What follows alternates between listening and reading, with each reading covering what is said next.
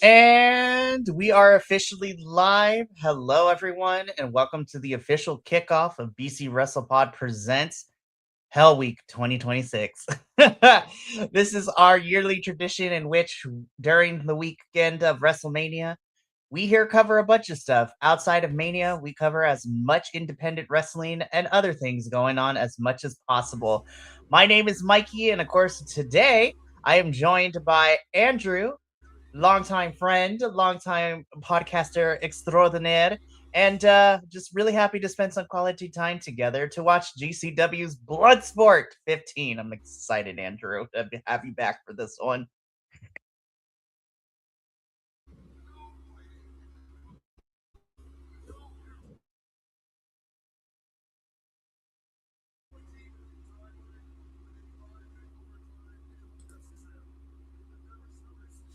So yeah. Okay, so if you are unfamiliar with Bloodsport, this is how it goes down. There are no ropes. You can only win by knockout or submission. And these matches aren't going to go long. And boy, I'm excited to I'm excited to watch this one. If you want to watch along with us, then you may go to Triller TV and get yourself onto GCW's Bloodsport 15. And yeah, so I'm excited. This should be a fun one for sure.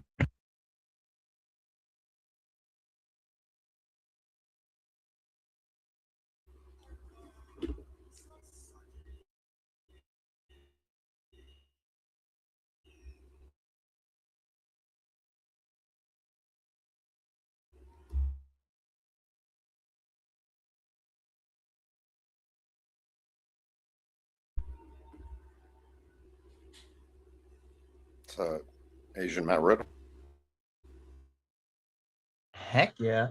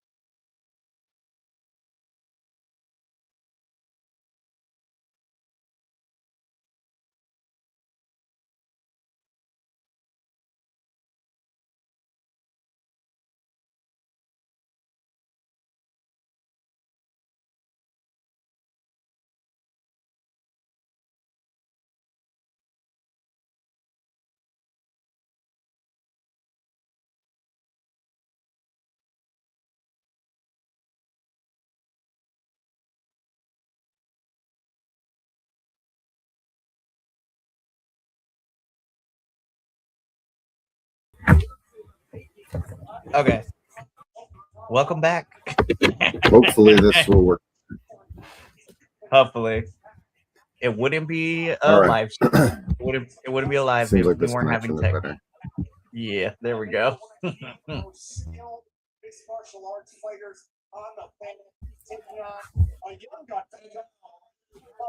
Well, I hadn't had time to switch over to my new computer, so now I am switching. Very, How's my very sound? fair. You're coming in great. Okay, cool. I'll actually switch to the mic and see if that makes it any better.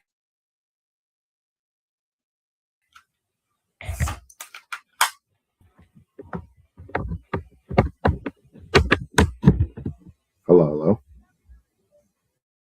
Hello, hello. Does that sound any better?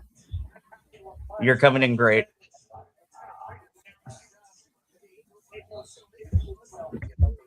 Cool. All right.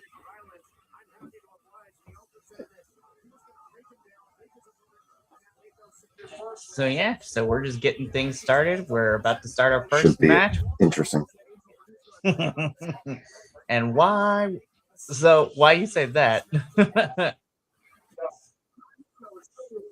I just meant the whole night. The whole night should be interesting. There's some good repeat customers, as it were. There's several people who I like. Charlie Dempsey is a great example of people who I think shine more in Bloodsport than they do in their the way they're used in the companies that they usually wrestle for. And you would be 100% correct, because let me tell you, I'm like, why are you putting him? Why are you putting Dempsey in this stupid faction nobody cares about? I also hate the name. But tune into our Wednesday shows to hear me complain and also talk about the people and the things that I do like about NXT.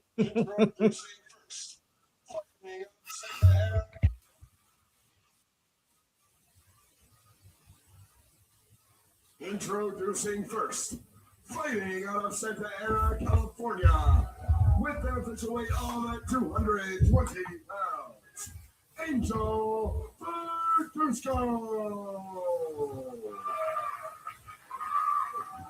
His opponent, fighting out of Philadelphia, Pennsylvania, with an official weight of 218 pounds, the sharpshooter, Matt Mako. I would really like if in Bloodsport they gave us their Bloodsport record. Didn't they used to? They have previously, and then sometimes they'll just talk about it in commentary. Got it. Yeah. I would also like their Bloodsport Angel, record too. yeah. Angel's a bigger guy than I thought he was. He didn't look as big when he came out, but comparing him to Matt Mako, he's pretty big. It's the hoodies, man. The hoodies always be hiding the stuff.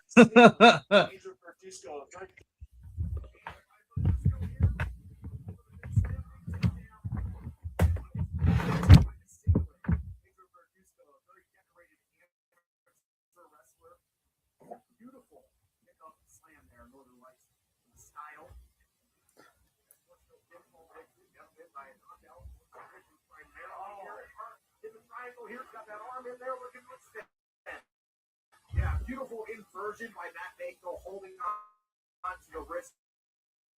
It's almost like a spider guard inverted. The triangle choke, but Angel Bertusco able to step over, head out, although Matt Mako controlled the wrist. Bertusco's a like collegiate wrestler. It does sound like a collegiate wrestling name.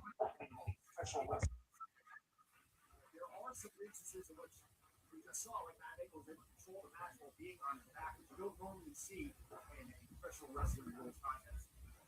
Right armbar here by Mako.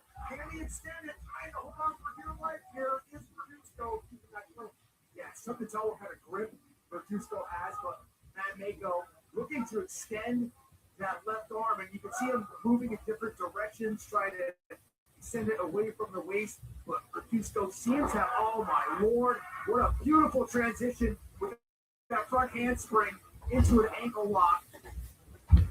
Equally as good transition out of it by Matt Mako with those kicks. Yeah, it's always interesting to see how someone that's trained as a martial artist, how guys that are specifically professional wrestling trained, Mhm. are going to come in here and how they're going to, because it's such a different style, different, like really excel in, and there's other ones that you can clearly see like struggle to adapt to it. No, I agree with you. It's always fascinating to watch the different styles kind of come together in this setting.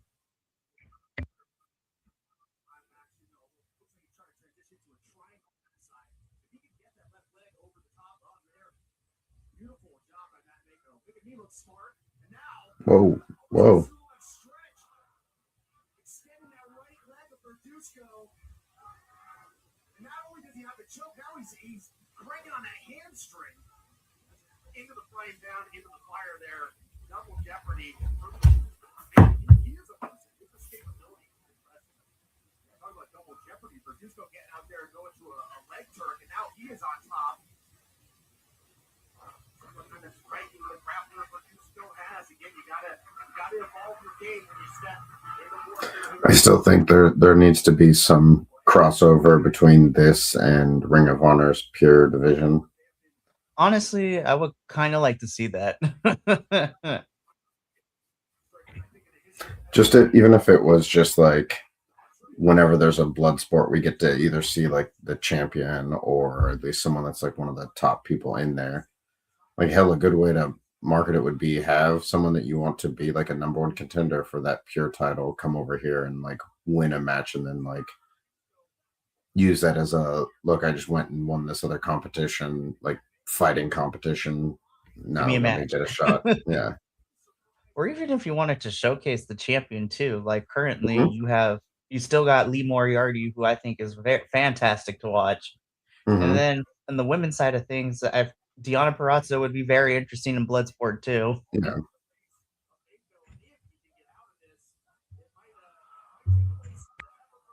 Oh, no ropes for the break.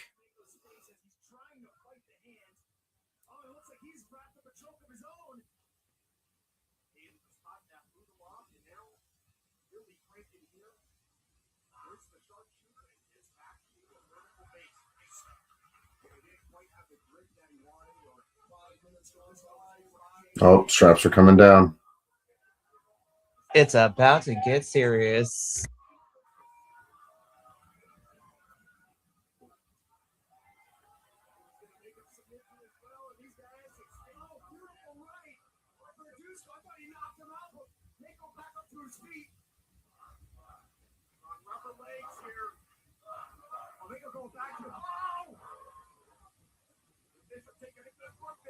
The capoeira kick by Matt Mako. Suplex by Mako, and he's looking again. Oh, TKO. And there we have it. Matt Mako once again picking up a victory. Getting some momentum after that big victory over Ray Jazz, defeating an unbelievable. I also still think we need to. There needs to be a blood sport title, like since they do it by men's and women's divisions in Bloodsport, they should need to have a men's Bloodsport champion or a women's Bloodsport champion. They should. It would be so much fun. And the nice thing is, I mean, it's not like these events happen a ton. They're like once every few months. So we're lucky if we get like one or two of them every year. I'm trying to remember when was the last one. I feel like we get like I think in the recent last few years I want to say we've had 3. I mean, I can tell you when the last event was. I was just looking at them. I have to go back because for some reason I feel like the last one I watched was Bloodsport in London. New Jersey was the last one, which was 14. It was in August. Okay. Makes sense. And then there was 13 in Vegas, which was 2025, which was a year ago. Yeah. And then before that, there was one in November of that in 2024. And there was one in July of 2024. One in June of 2024. And they've had tournaments and stuff. You could totally just have another tournament to crown a champion for each thing. They had 2024, they had 4 of them. Right. So I guess it just depends, but yeah, I would like to see a championship for the men's and women's in Bloodsport. Yeah.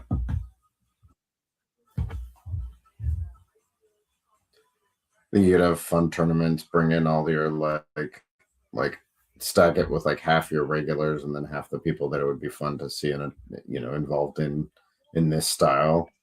Right.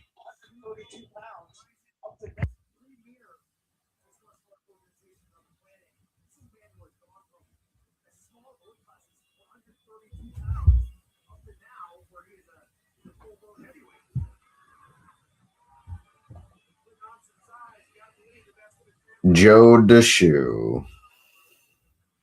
What a name. Oh, yeah, shoot. I was like, I like the shoe better. His full ring name should be Joe the Shoe DeShoe. I'm here for it.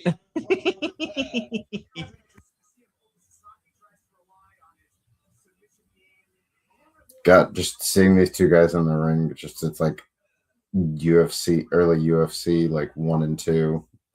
And you had like people in just classic, like, I'm a wrestler, here's my wrestling gear. Right. I'm a boxer, here's my boxing gear. Like you can immediately tell, be like, all right, we know what we get with you.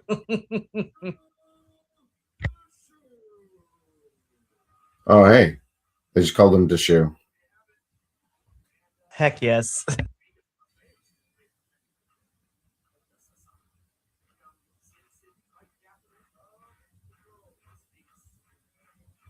Oh, sneaky guy.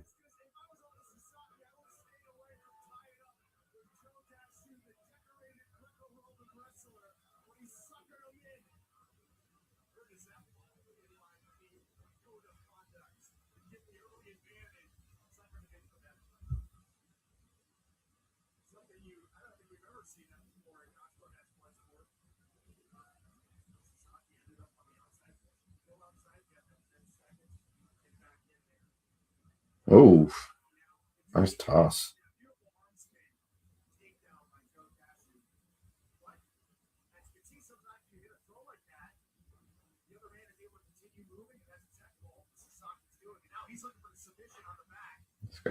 He's got a good scramble going on.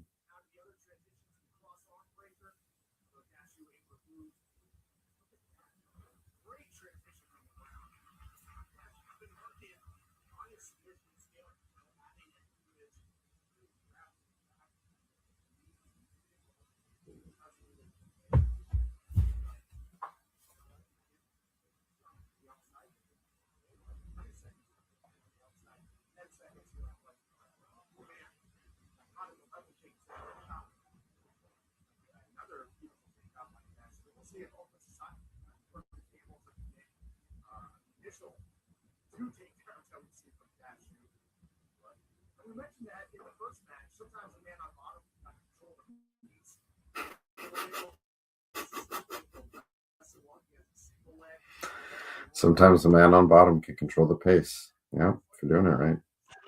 You don't say. Who knew? We're perpetually middle school boys. Let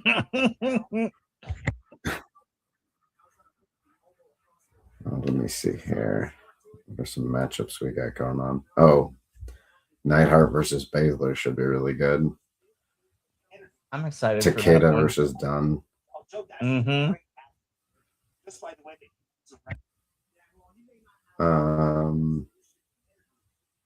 Be interesting to see Zack Sabre Jr. and Ray Jazz. Just see how that goes. Right. And Thatcher and Dempsey should be good too. That one should be really fun.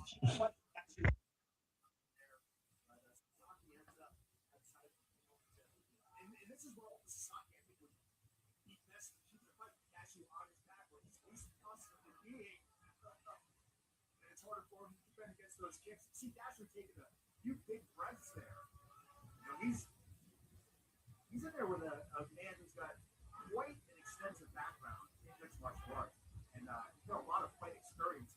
Dasher, just doesn't have. That's what's talking about. Class, year and a half more experience out of the clinch here, going to lead. Dasher trying to keep him in the muscles him over with the front. See it? Up and over there. In a great position. Safe position. Arm triangle.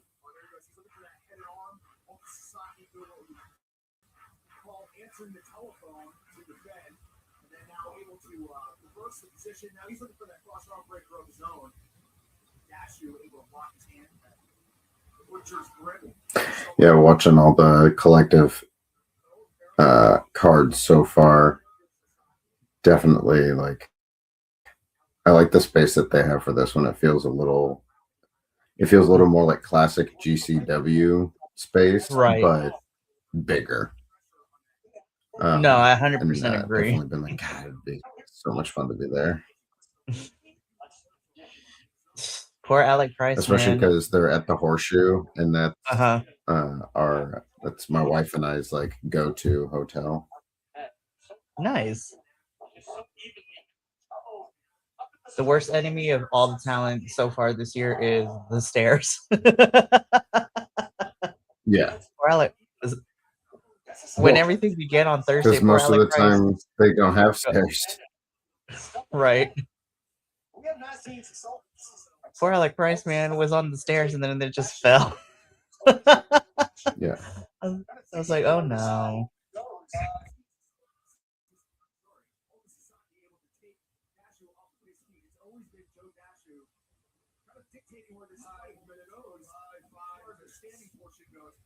Oh. Is working the back, and this is the most dangerous spot of the match for Joe Dashu so far. Oh, that was gnarly. That was video game style right there. Finish him. KO.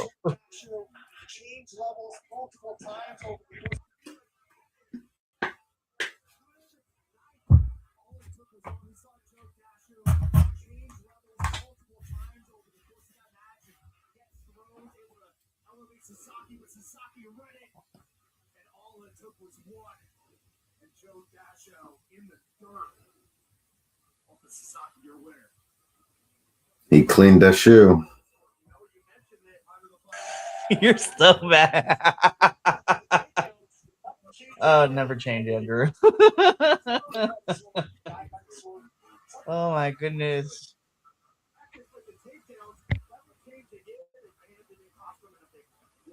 Sword, died by the sword. Sometimes you get decapitated by that sword. And that's what happened with Joe Dasho. And still to come, Joey Janela's spring break as we take it. Spring break should be a crazy card.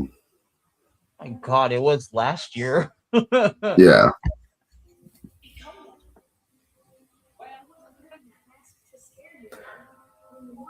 Although, I'll be honest, I know I might offend some fans and things like that, but do it. I'm not feeling the whole Sandman versus the Invisible Man for Sandman's last match. No, I mean, I'm actually kind of right there with you. I was just like, will it be entertaining? Yes, but as a final match,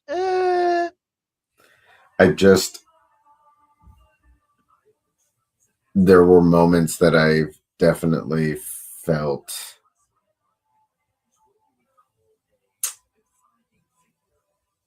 not the best for him in the Sabu Joey Janela match. And so I think it's going to be I think they're going to plan it in such a way that it's going to be more spectacle than anything. Right. But just the idea that it's a very aged Sandman fighting an invisible opponent, I'm like, all right, let's see how you're going to do this. Right.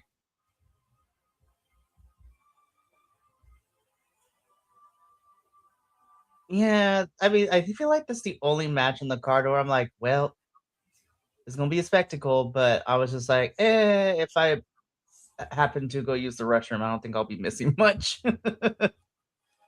Yeah, I think the rest of the card has a bunch of craziness on it. That's going to be like this match, Koger versus Hayabusa. Goodness, like I don't know if it's a collaborative effort or if it is all Koger, but I'm like every time, at least from what I've seen, every time he's defended this championship, it's always like a different video package, a different like theme that he's going with. I'm like, sir. I'm like, Koger, you are awesome. Yeah, they do a really good job with setting up for these big title matches for him. Yeah, so there's this one should be fun. I'm very excited to see who Megan brings out for her partner. I'm just happy to see Steph back in the ring again. Like, Yeah, hey, I've I missed mean, Steph. there's a part of me that says it should just be Lena Cross because she was there yesterday already wrestling in a match. Yeah, she was part of the Progress show when she was in that 5-way scramble. Yeah. And honestly, I feel like that'd be great. So, yeah. Because who knows? I would like to see Divine Dominion just completely fight Steph and Mance. They all can go. Well, and then you've got Ali Catch and Effie. Loser Right? leaves Isn't that GCW. on Spring Break or is that on Big Gay Brunch? It's on Spring Break. No, so that's on Spring Break. Spring so Break, it's, right? That yeah, match is on? and it's a loser leaves GCW. Yeah. Effie's gonna leave, and we're all gonna find out he got signed to WWE. Oh my god! Don't say that. I was like, I don't want as much as Effie. Well, I don't know. Who knows? I'm never going to knock people if they change their mind, but I'm like, Effie is down for the cause. Yeah, no. I don't want to lose either one of them. Well, there's a part of me too that's like, what? Like, there's all the reasons that someone could be leaving, GCW. You know, either going to work somewhere else or they're going like, okay, I'm, taking a break or whatever the case may be. And then there's also part of me that's like, oh, are we just going to see shenanigans to where there's no finish and neither one leaves and we stretch this out or what? Manders becomes the peacekeeper that we need. No, just kidding. Well, I mean, he will be there at Spring Break as part of that that ladder match has so many people that we adore. Like you have Manders, Bear, Shotzi, you like just Darice is also in it. Yeah, that match is gonna be crazy. like, Which they were pointing out at one of the last events that Cole Roderick still has his brass ring. He still hasn't been able to cash it in. Poor dude can't catch a break with injuries. I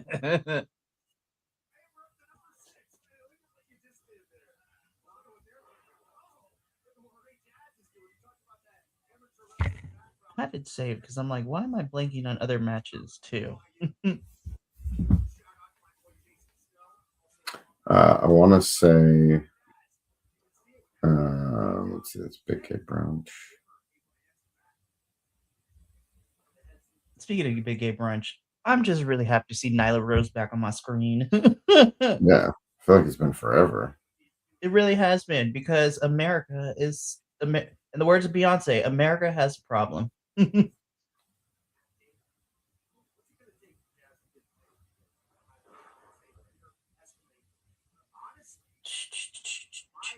Boy, duh.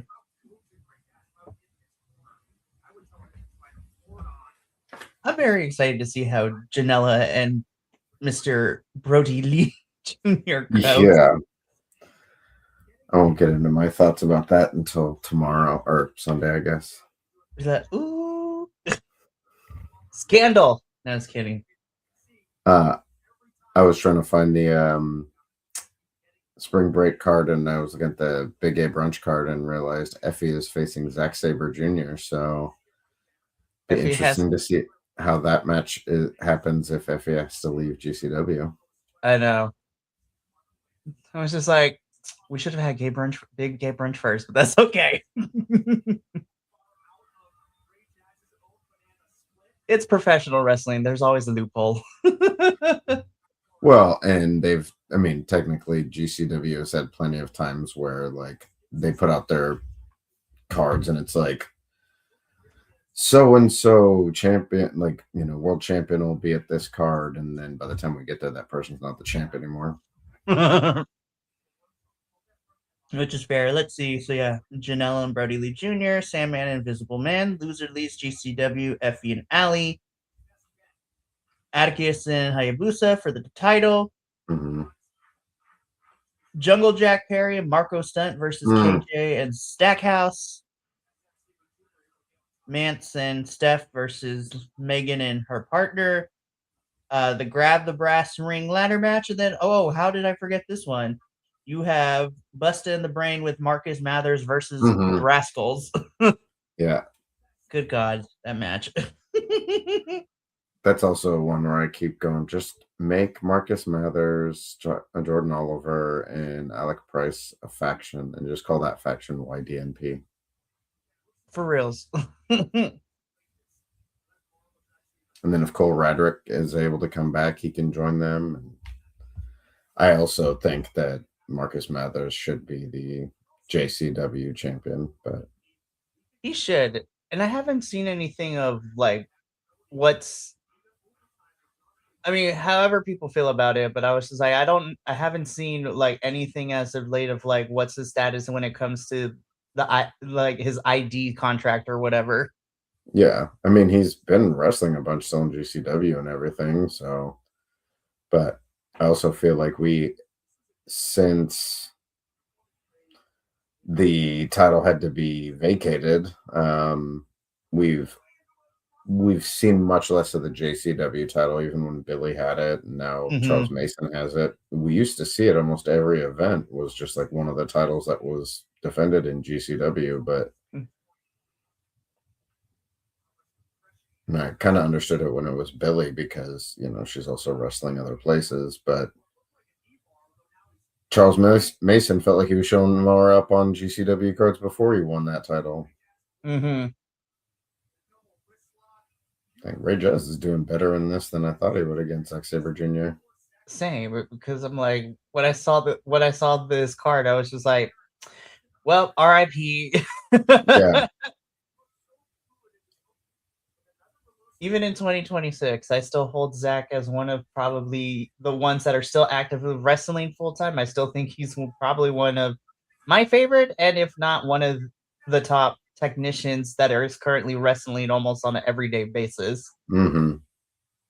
Because I have to word that differently now. Because if I say all time, people will come into the comments, be like, "What about this person?" I said what I said.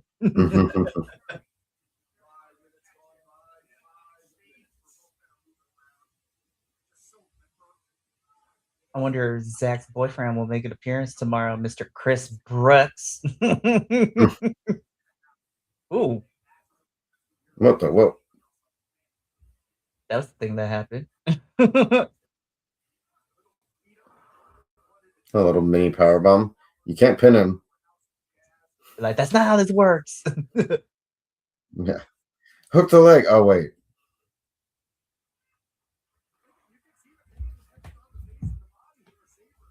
I will say, wrestling has brought me a lot of joy this week. Because the last couple of weeks, I'm like, this is what we're doing. All right, I guess that is. Whatever.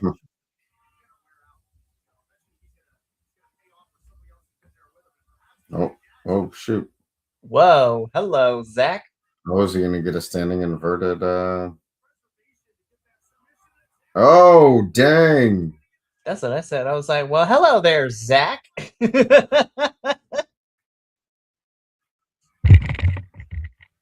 Wow.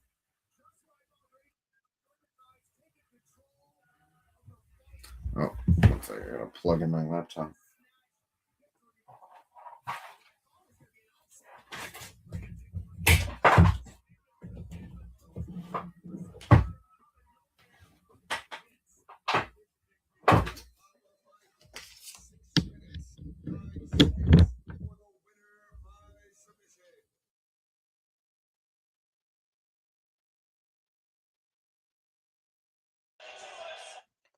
Zach continuing to have really great matches over the last month or two. I have to see where the rest of Zach's year goes, but Zach has made him one. He is already in. He's a part of one of my favorite matches so far this year, and we're barely in April. That tag team match at Sakura Genesis with him and Oiwa versus the Knockout Bros is probably one of my favorite matches so far this year.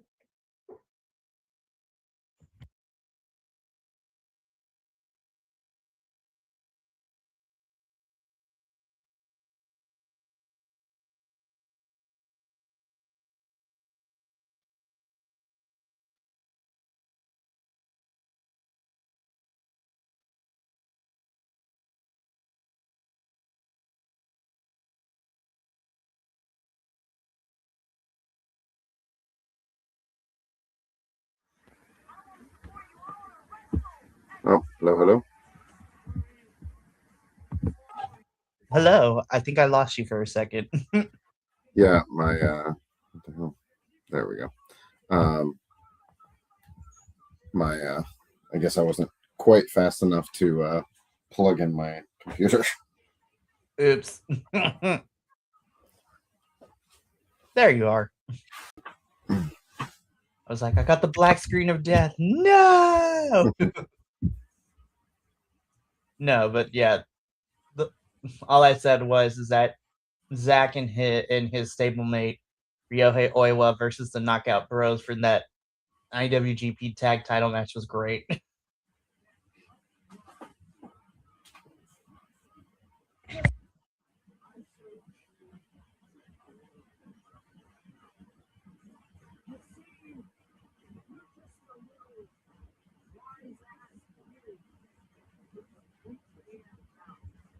Oh.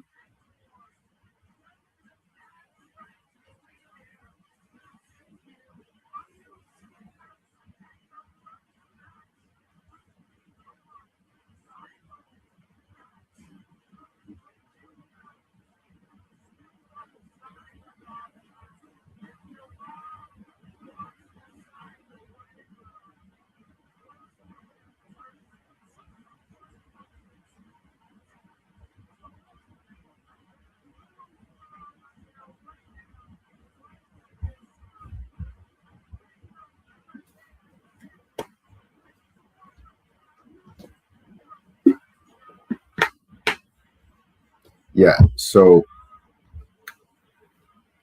I I get where all this is coming from and great and fun and all that stuff. The issue I have with Brody Lee Jr. is he does the thing that a lot of younger performers do. He smiles too much. Right. He does the like nervous smile, the like every situation that happens, he's like smiling. And there's a lot of times when he's like something's supposed to happen and he's like hiding his face because he's like smiling. Mm-hmm. And it's just, I get it. He's like, what, 13 or something? 14? Yeah. So, you know, you can only expect so much, but it's just, you know, he needs some of the people in the back to help him turn that into something so it makes sense. So like give him a way to like use it or you know control it. But This will be another one that will be interesting to see what they do, because obviously it's not just going to be a straight up Brody Lee Jr. versus Joey Janela 1-on-1 for the whole match, because that would be ridiculous. I know it's going. I smell shenanigans coming from a mile away. I wonder who we're going to get to see show up that's to come to Brody Lee's aid. For real. To be Evil Uno and Stu Grayson. I mean, hey, they're technically in Vegas right now as we speak.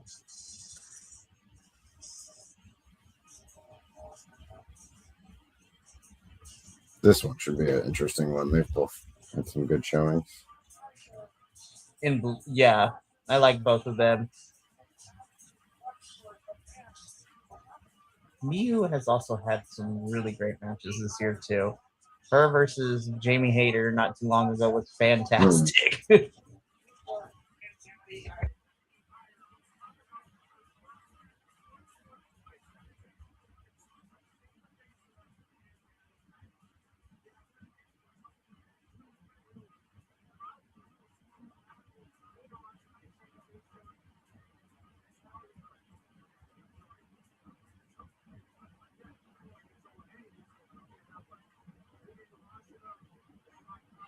Natty Neidhart, the boat. God, I still hated that for hers.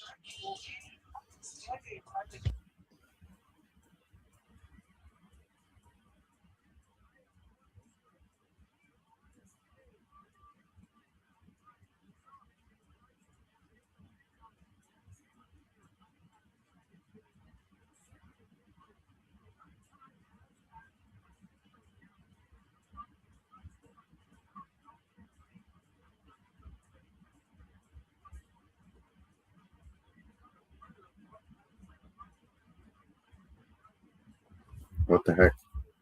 There we go. Oh, I know what part of the promo is.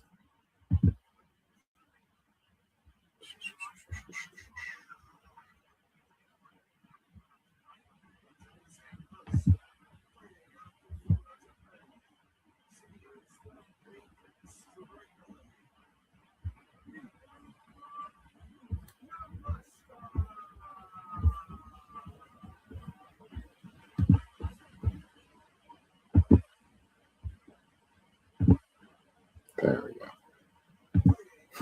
My screen kept wanting to go away, and it was because I have an energy saver mode. And I was like, oh, let's not do that. Yeah, I don't think you're going to mess with Neo like that. Mm-mm.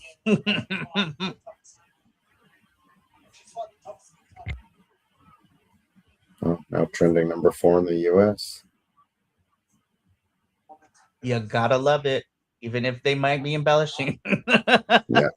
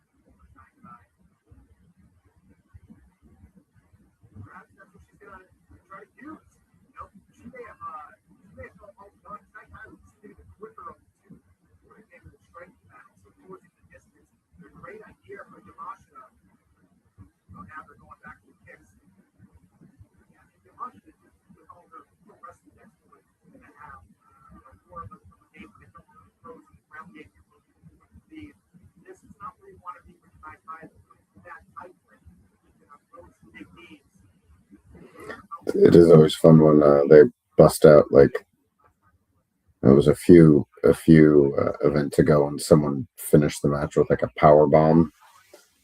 But when they like bust out the wrestling move, that just You're just like, yes.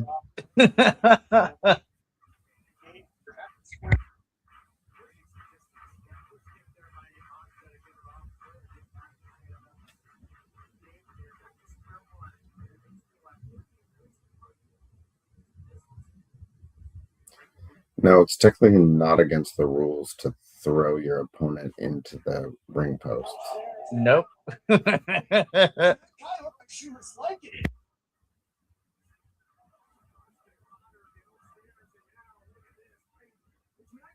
She was liking it. She looked like she was enjoying it. She had a smile on her face. 50. If anybody would, yeah, it would be the 50.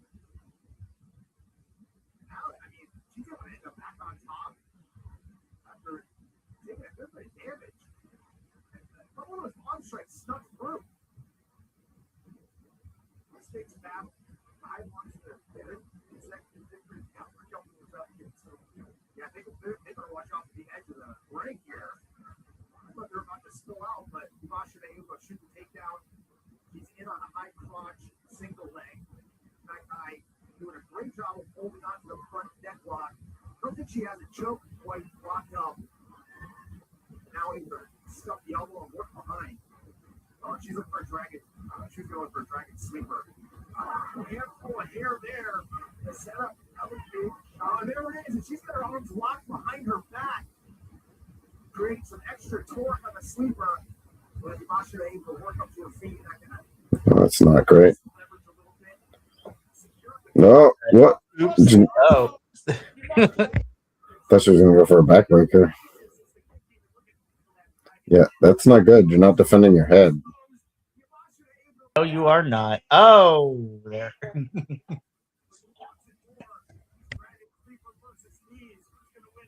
Whoa.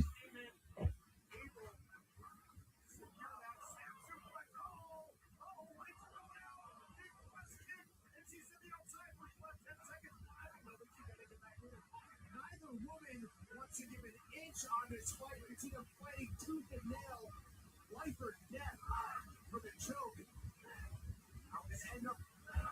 Well, she's got 30 seconds left. Okay. Get back in this fight, baby. That was a sitting duck. Ate a big shot and get re-entry. That's it. Wow, the opponents get back in. What a chin. I mean, Yamasa takes kick after kick. She's been crossed multiple times. She has fought on each and every time. And this is a fight. Who knew that Kim would be checked in this one and now? The Kim of Janai Kai. The big Janai Kai missed that spinning kick. Yamasa not able to get all neither.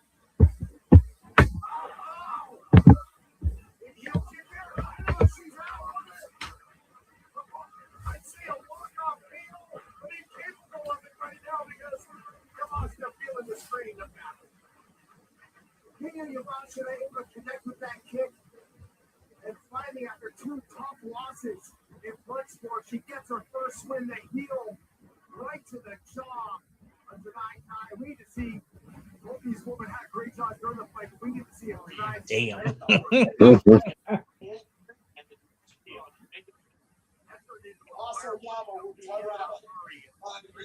Well, Janai Kai might win.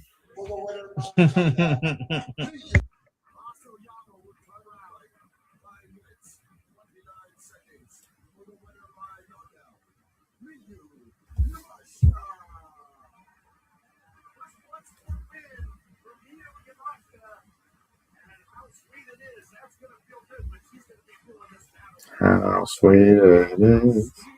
Take a look at Yamashita's face. Hard up, black, blue is the big striker. What a fight. It came down to who had another bullet in the chamber. What a shot.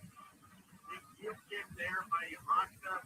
Gets the knockout victory. Back to the time for the 15th guy was impressive as well.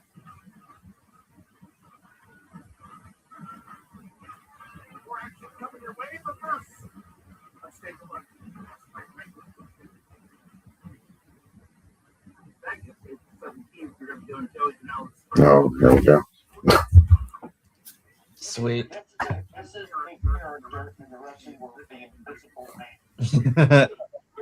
Gotta love the Invisible Man. Him and Stu Grayson went to war.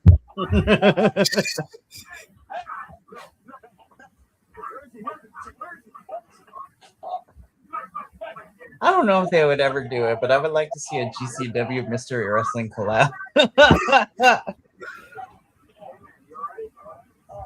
feel like Joey Janela would fit perfectly in.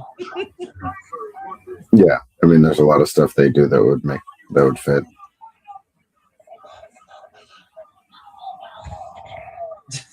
What the God.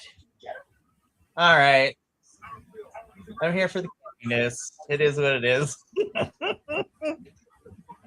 The match itself is going to be whatever, but the vignettes are fun to watch. I'm not going to lie.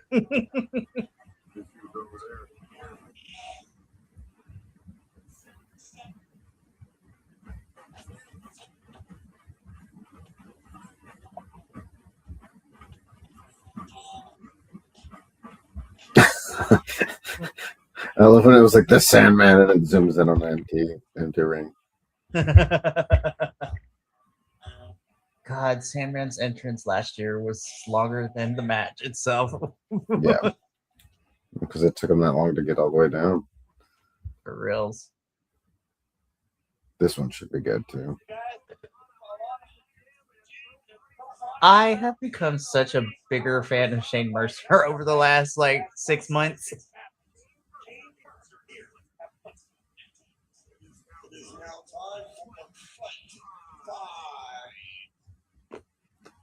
What is Royce Isaacs, the Rocky Mountain Gangster or something like that?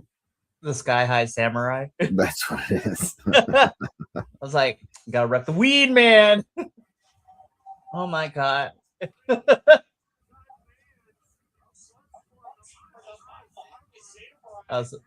Sorry, Mile High Samurai, not Sky High Samurai. Yeah.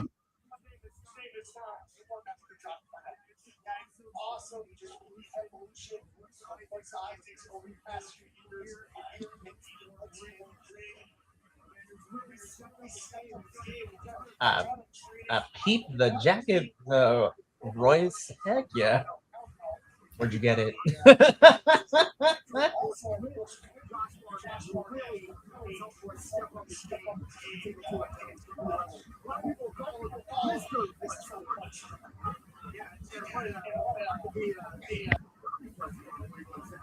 Royce Isaac, what an athlete. The Legion wrestler was an offensive lineman as well.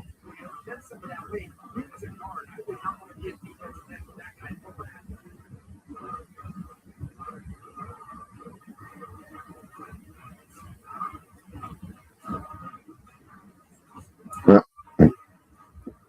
Someone in the hard cam line has got I was there for Sting's last match shirt. Heck yeah. I can't believe it's already been 2 years since that. It feels like a lot less time.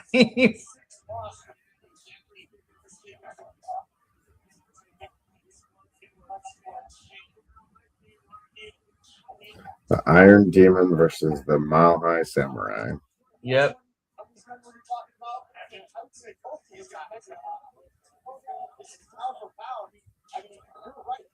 These guys are about 220, 230, 240 pounds. They're not small men, but they have an excellent mental strength compared to us normal human beings.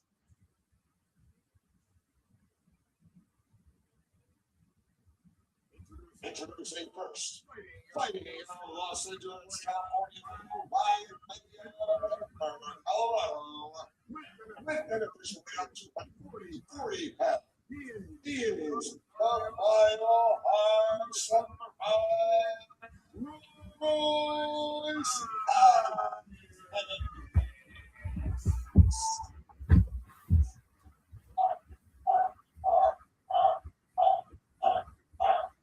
And the opponent fighting out of his own personal to win all 200. Never change, Shane Mercer. Never change. He is the undefeated Shane Mercer. We have victory by the kick demon, but we have victory by the iron demon. I was gonna say, I was like commentary team. Did we watch the same match? These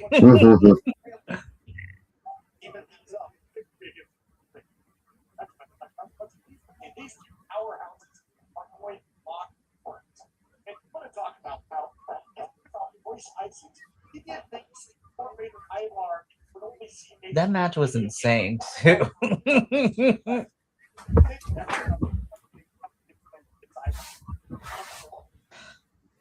It really is unbelievable. It's no hyperbole that somehow these men have exponential strength when it comes to a normal person. I think it's 5%.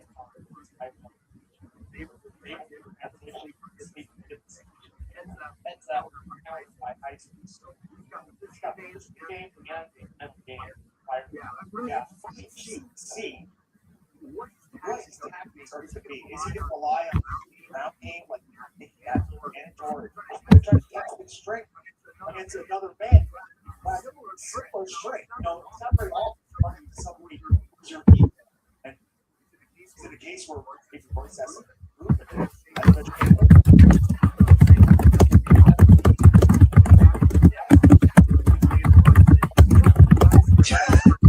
What is happening over there? I just hear you hitting the keyboard. I was like, what is happening? Oh, sorry. I didn't know if you would pick it up or not. I wonder if it's still just picking up that onboard microphone. Yeah.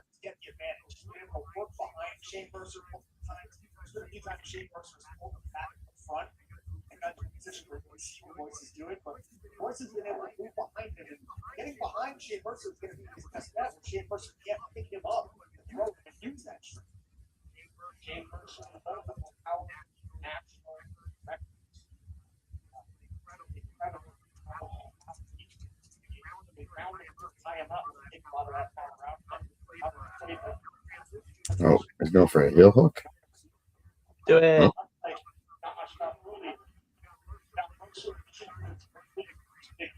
In Bloodsport, it's going to be tough against Iceland. Well, if you're Royce Isaacs, you don't want to be the guy who's been on a roll in Bloodsport for the past few years. Give Shane Mercer this first picture. Royce Isaacs loves wrestling in Bloodsport.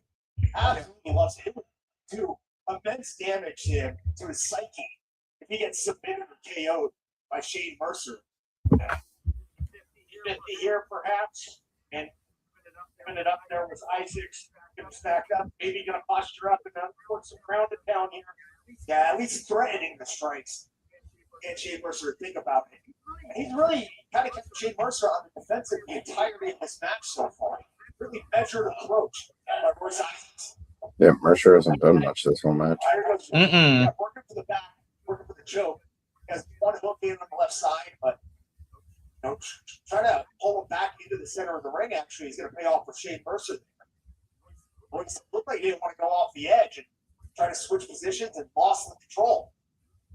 Mercer finds himself in the guard now, close guard, and striking off of his back. Some sharp elbows here by Isaacs. Oh, those will slice you open in a hurry. Isaacs is slicing and dicing. And absolutely, they're coming at an angle from top down where Shane Mercer couldn't necessarily see where they're going to land.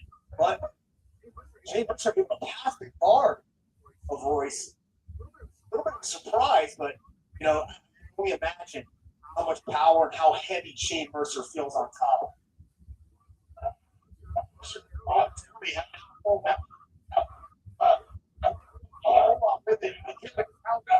Look at these short forearms.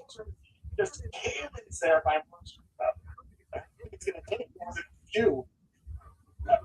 It's really Royce had switch positions, do shots in the dome, but Shane actually landed one to the bottom of that, put him on the defensive for a second. But with switch positions, beautiful short block strike to the face there, and now he's trying to control the wrist, and that'll open up the ground and pound. Oh, it's an almost thrown in tight. Another one there by the Samurai, ironically, is a close quarter, but making Mercer pay the price. Yeah, and unfortunately, with the elbow that he has protected with that. Otherwise, I won't slightly strong on the 5 minutes.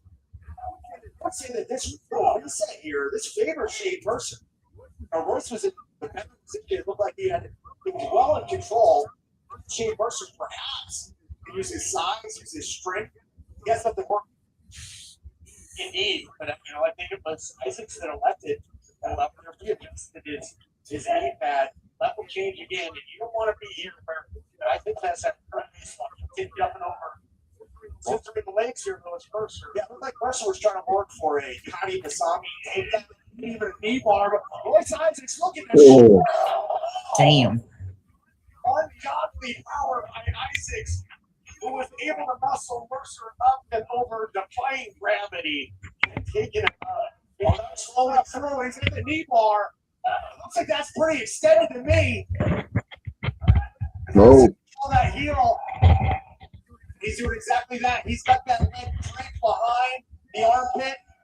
Shane Mercer doing a good job in switching positions to alleviate some of the pressure to break Royce's grip with that kick to the kidneys. There's a reason why he was outlawed in the UFCs.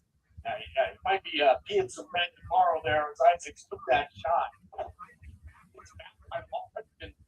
Starting after hoisting Mercer up and over. That was the first time we've seen shooting for a takedown. That paid off as he landed that wrist clutch exploder as Royce trying to sprawl.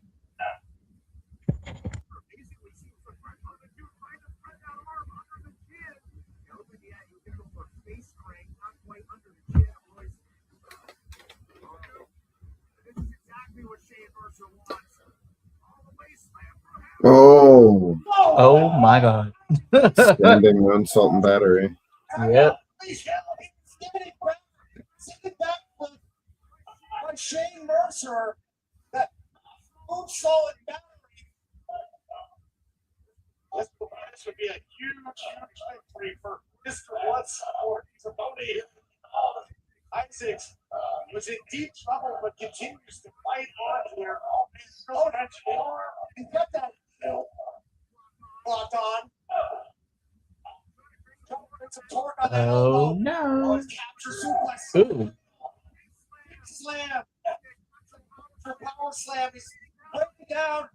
Back to those elbows. 5-6. That's nasty stuff. Now transitions to the arm. Already going. He's going to tap. Powers may out this. He's doing a good job of getting some crank on the toes. And now, was able to turn it back, and it looks like it's out momentarily, but right back into the fire.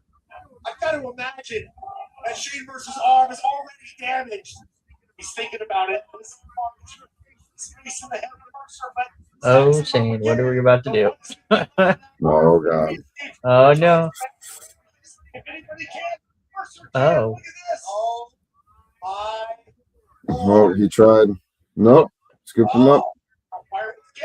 Oh. Into a choke. Fluidity there in that transition. Was able to hold on to the hands. Shane Mercer not able to lock it up. He's able to land these elbows. He's not moving. Oh. Jeez Louise, man. Oh. DVD.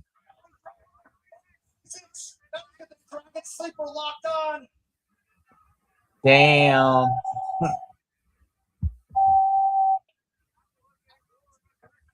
Between two heavy hitters.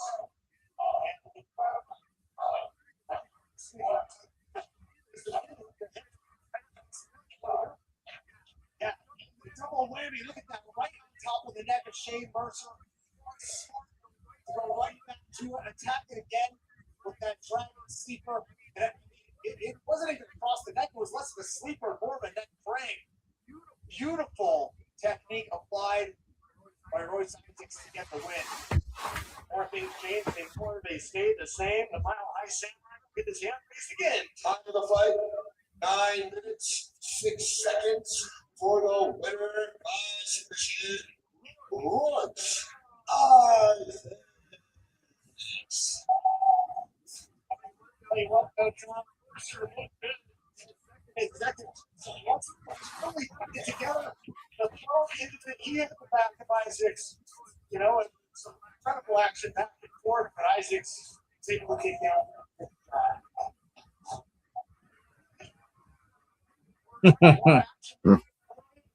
Once that hits, keep on coming. Let's see.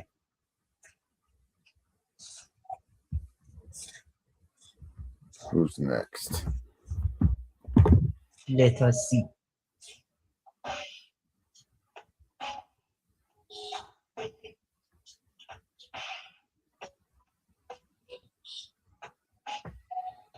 Probably gonna be Thatcher versus Dempsey, I would guess. We shall see. Or maybe Dunn versus Takeda. Yeah.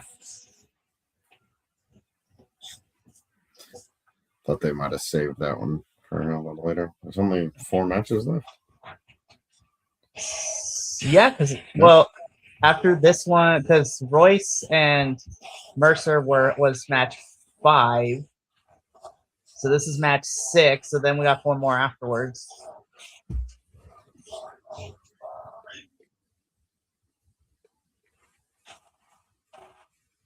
Oh yeah. There's Eric Stevens versus Fukunora Abe. Mm-hmm. Coming up next, Ajase Takeda battles the cruiserweight Ethan, who returns to Bloodsport. This a true clash of styles.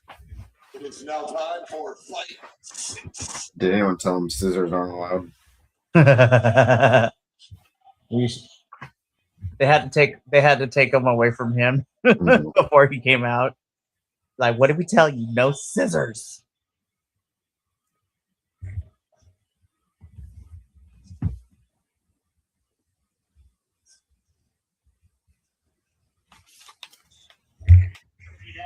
Has Pete Dunne even been doing anything in his other promotion? Oh, besides being a luchador, working with El Grande Americano, not really. Wait, is he wearing? He's one of the 2 luchadors that is with Grande Americano. I hate it. It's Dunn and Bate that are underneath those masks. Yes, that is. I still feel this way, and I'm mad for a variety of reasons. As a Latino, I am very appalled. It's also such a severe underuse of 2 great wrestlers that have, for such a long time, been underused by that promotion.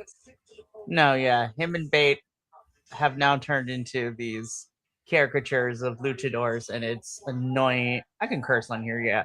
I'm annoyed as fuck. I know Also, people that are for one promotion or the other, or whatever, say this a lot, but I wish Dunn and Bate had been able to be in AEW. There's a lot of, yeah, honestly, as much as I don't even want to complain. As much as I criticize you with AEW, where I feel like, listen, I love the talent you have, but we got to start rotating people in and out because you got such a big roster to do stuff with. But I would like to see Pete and Bate in AEW because they can mix it up with some really have some great matches and actually be used. Like, I know they kind of already did it, but can you imagine like Pete and Claudio? Yeah.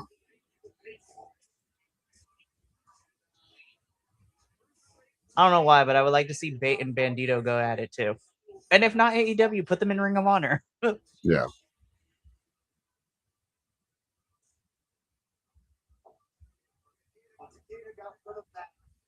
The other thing that makes me mad, and it's not necessarily Mexico's fault, but the fact that Grande Americano is so over in Mexico, I'm like, I can't be mad at you guys because you my peoples, but damn. Yeah.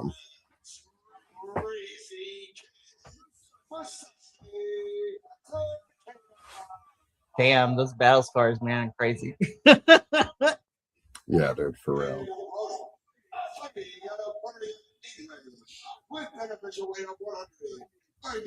Shit, Bait and Pete Dunne could have done some progress stuff too. Hell yeah. I'm just trying to them imagine like them mixing up with who we got right there now, like DeReese and funny enough, Simon Miller I think would be fun to watch the fight too. Well, both of them could have gone to back to Progress and Rev Pro, and yeah, I mean, I'd rather see them run around on the independents, like actually being good than being what they're great at, not running around being fake luchadors. Yeah.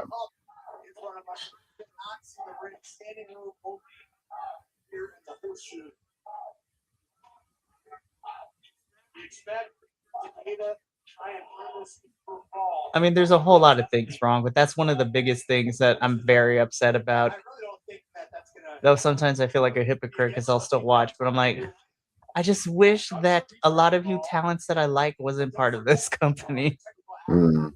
Or and I have my issues with NXT, but I was just like, I don't know why, but NXT always at least makes me smile every week. Raw and SmackDown make me question my existence. And don't get me wrong, I have my issues with NXT, but I will say over the last couple months, I think they've taken some steps in the right directions. Like I love seeing Tatum as champion. I love seeing Tony D'Angelo as champion.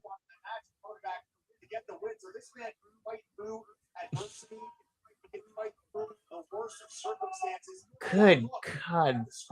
It's okay. I just cannot like not look at the scar, his deathmatch scars. It's like Dr. Redacted and Cyclope. For reals. Good God.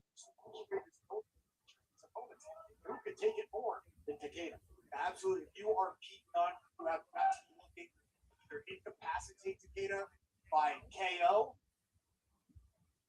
or you cannot rely on this man submitting. I just also remember when Pete Dunne was like, he's certainly not going to quit. Especially when he was in NXT, he was just like, I miss the bruiserweight version of him. Yeah. I miss the bruiserweight version of him. Yeah.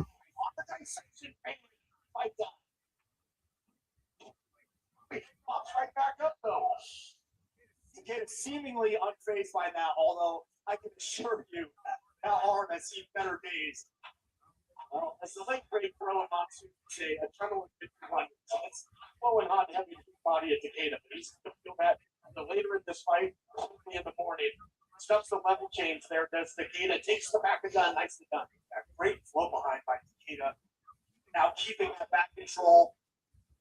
Working what looks to be a joke. He has a over under grip, holding that left wrist of Pete Dunne.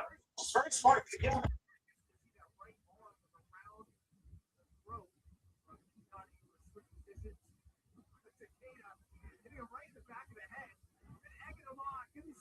Cruiserweight. Sharp elbows by Dunne in there, but just not sweat that is Takeda. This guy has got a zombie like weight.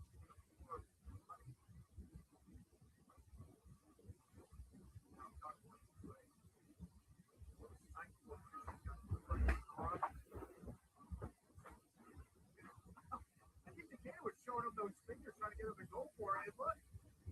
Look what happened. He was sucker him in. Made him think about it. And paid off with it. That was an instant from the thought, but he's not able to take the pose. Eventually gets to the stage. Great action. He's going to be able to close the page and strike his bounce to this data. I'm not sure if that's much of a choice with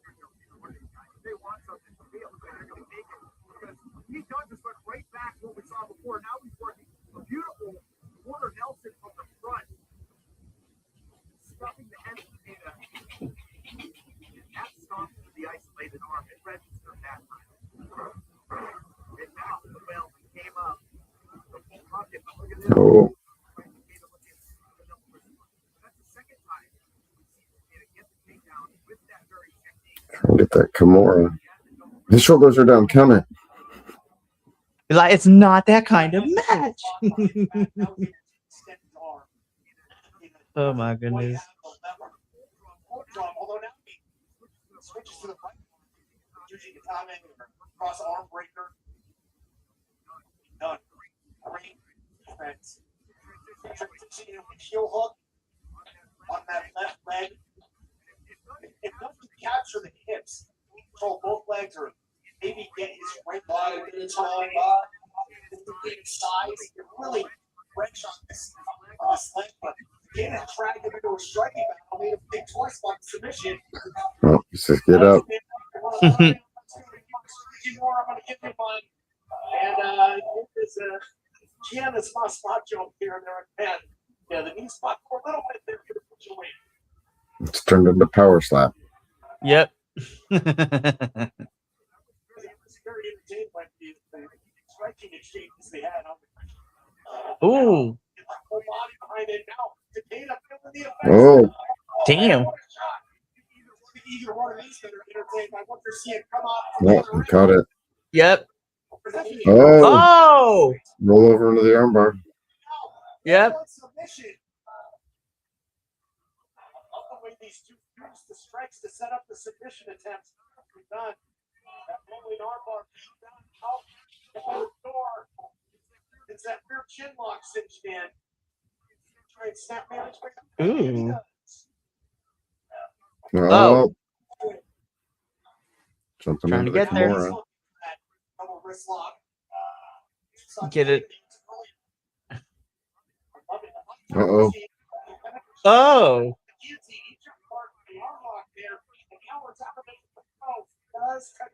All right, Takeda, I see you. That great exploder suplex almost threw him right out of the ring into the crowd.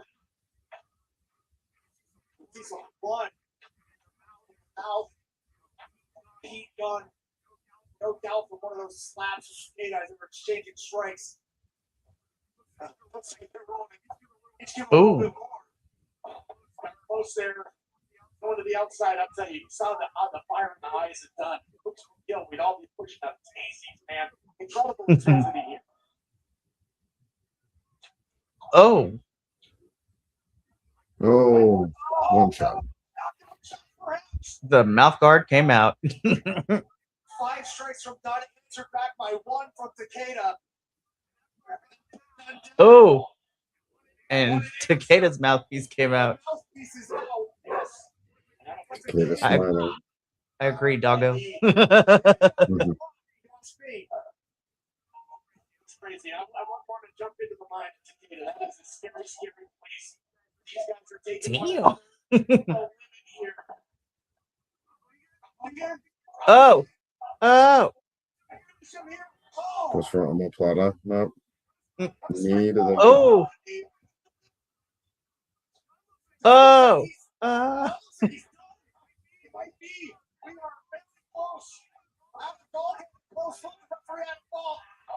Joint manipulation. Oh.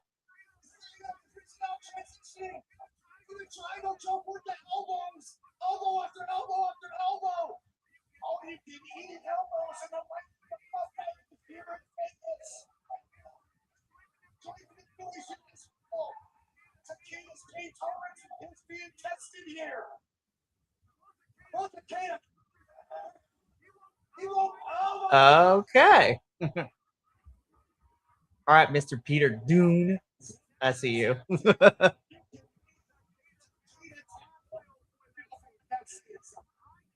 cannot even imagine the immense pain that Pete Dunne was able to cause Masashi Takeda to tap out.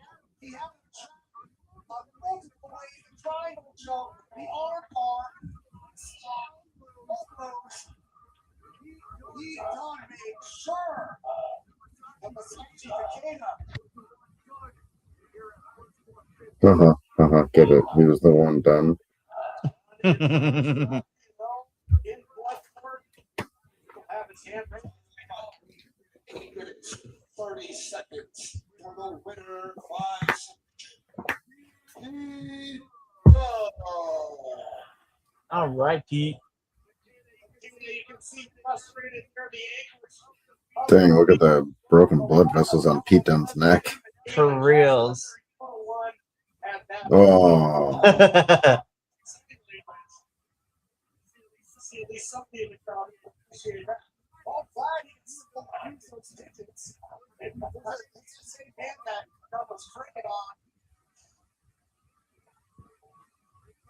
I wish this is the version I see on main roster.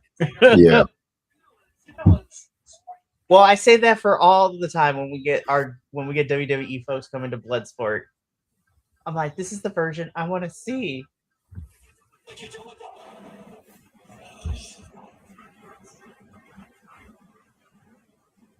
Megan, if we keep having great matches everywhere you go, I might put you as my favorite female wrestler of the year, honestly. I'm pretty sure she is mine. She has been for a few years now. Although Sawyer Wreck was up there too, but right. She's no longer with us. In ring wise, yeah. I'm also bummed that we're losing Kid Bandit after tomorrow too. But hey, Kid Bandit's promotion is gonna be great. You're bummed what? I'm bummed that Kid Bandit Kid's last match is tomorrow at Big Gay Brunch. Oh, yeah.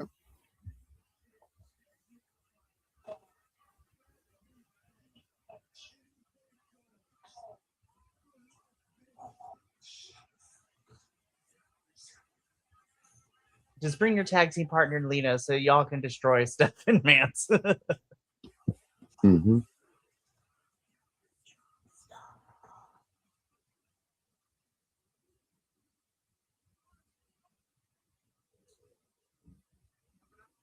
Steven Eriks.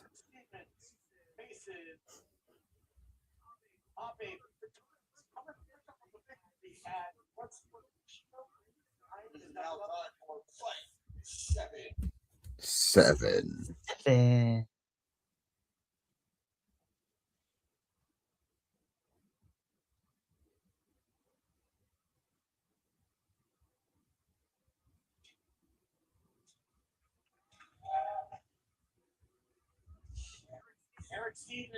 I'm not gonna lie, Eric Stevens. I would be walking in flip flops too. They are very comfortable. Well, especially when you're just gonna. You got slides on. I know. Got them Gucci slides.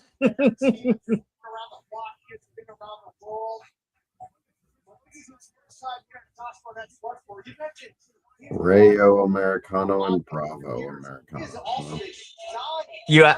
I'm sorry that you looked it up. So the New Catch Republic are now Los Americanos. Yes. So this is where I'm conflicted, right? Because I will never be behind their concept, right? Because you have actual luchadors.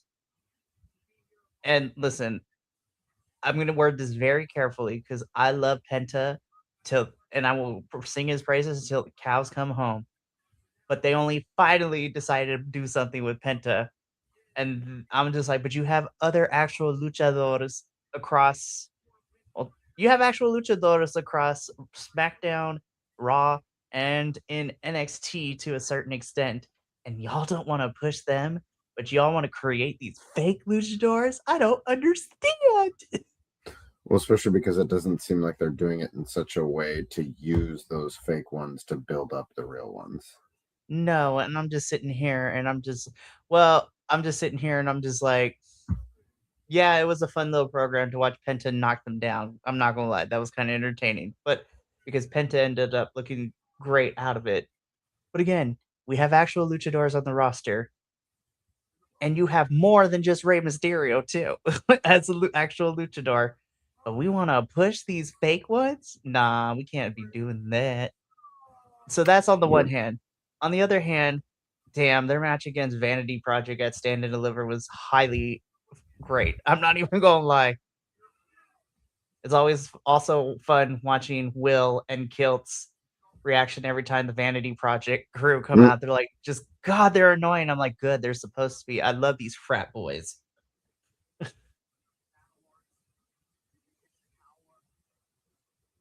was like, their character is annoying, but they are really great in the ring. Yeah. Incredible condition. He's strength and conditioning well. It's like he's been living in the gym. Tied up to get down early, going downstairs. Yeah, it looked like he was going to go for a different hour call.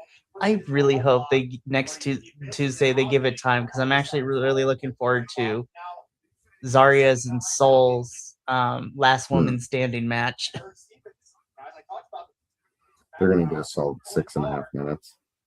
God, don't say that. And that's including the entrances.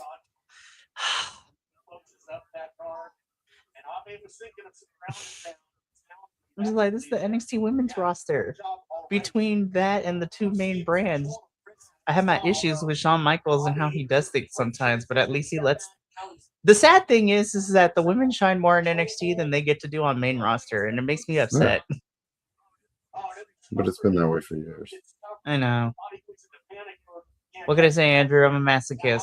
I'm a glutton for punishment, apparently. I don't think it bothers me as much, though, because you see all the other things that I end up watching, too. So I'm like, well, that's a bummer. Let me go see what the Independence is doing really quickly. I blame you for this. I'm just kidding. I'm really happy that you introduced me to GCW, because then that was the gateway to everything now. Yeah. Yeah, I've been since trying to catch up. Like I was telling you, I've been not just like GCW in progress, but I've been trying to catch up on the last few events for like Rev Pro and WXW. WXW is a lot of fun to watch. I'll They're watch it so good. occasionally. And then I gotta blame our new co-host Betty, who has introduced me to the world of Eve, Battle Girls of Riot. And I'm just like, good God, Wrestle Queendom is probably gonna end up being my favorite show, honestly. I love Cowboy Way, one called Manser, and oh my God, just blanked on his name. I know who you're talking Thomas about. Shire. Mm-hmm. They're everywhere. They're wrestling regularly in Rev Pro and WXW and American promotions. Like, they're all over. I also follow the Instagram account Rev Pro Promos, because they have a separate Instagram for all the backstage promos after matches and stuff like that. So I was just like, I like watching those, and I was like, these Manders, you're great. I love you. I love this intensity. Yeah. Well, it's also fun to see characters like that in other countries, because here American cowboys are just like a type of American personality that we're used to seeing. But when you think about it, when they're going to someplace like Germany or England or whatever, where it's like not, it's like seeing a performer who leans into like their cultural background as their like character, and so it's interesting to just see that and try to think about like what that's like. Oh, 100%. Because Manders' character as this cowboy here in America, it's already. I mean, I like it, but it's already so ingrained in like the Americana culture for the last couple of decades here in America that it's really nice to see that character become the quote unquote novelty in like other countries where like what they have is the more ingrained in their culture. Yeah. I just like watching him beat people up. It's so much fun to watch him do that in Rev Pro. Oh, we got blood everywhere. Nice. This is nasty. Abe's spraying blood like a geyser up in the air from the crossface of the Eric Stevens. And I don't know if Abe's with us. He might be choking on his own blood there as well. And just paying the price here. And looks like Abe to the eyes of Eric Stevens. Hey, what's up? That's got to be illegal, right? I was like, is there rules on eyes? To reverse the whole 5 minutes on 5 minutes. You can ask Tom Aspinall what that feels like to take. Matt Precon, these are natural lens tractors. Well, Boo that joke. Boo. least a yellow card, it's not a red card. And now look. And now he's in control. Maybe I'm just not like, I'm uninitiated, but I'm like, I don't think any type of martial arts have cards. I was like, this is not soccer. Calm down. Yeah, they do. Okay. That's what I'm saying. I was like, I don't want to sound like I'm ignorant, right? But UFC doesn't have cards, but other like other fighting promotions have cards. Other martial art based promotions do. Okay. And it's I don't think like MMA usually does. I don't believe so, but like they've used them in like Muay Thai and kickboxing and stuff. Got it. Whoa. Oh, that was a nice like bloody loogie flying across my screen. What is Abe doing right now? That was an interesting hand gesture. That he's trying to Hulk up. The Bruce Banner kind, not the other kind.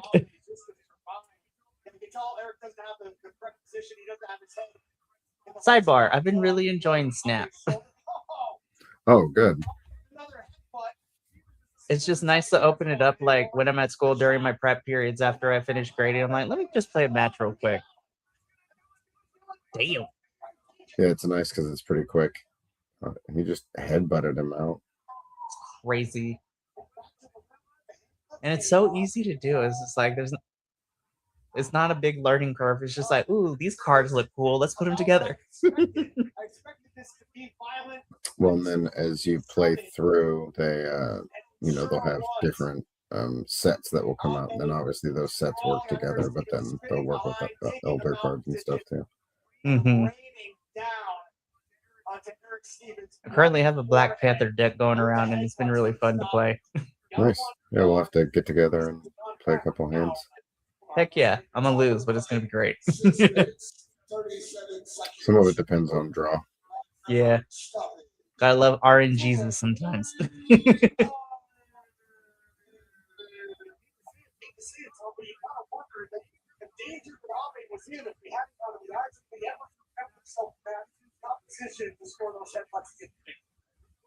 We're never going to find out this junction, but hey, Eric Stevens, he wanted to go head to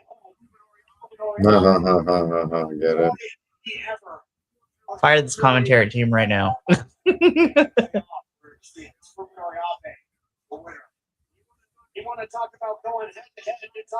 With all the shows going on in Vegas, like, and everything that I've watched so far, I've either loved or hated the commentary team.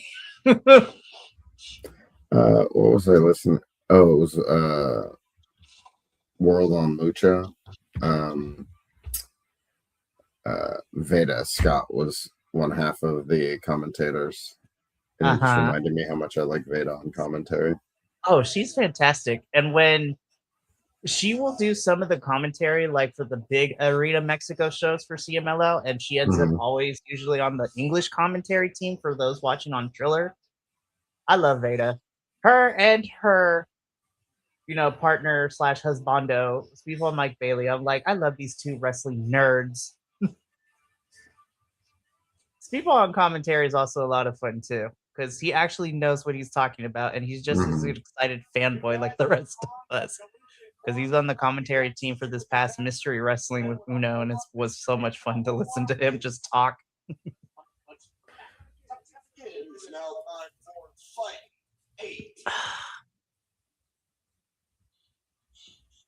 Three more. Tres.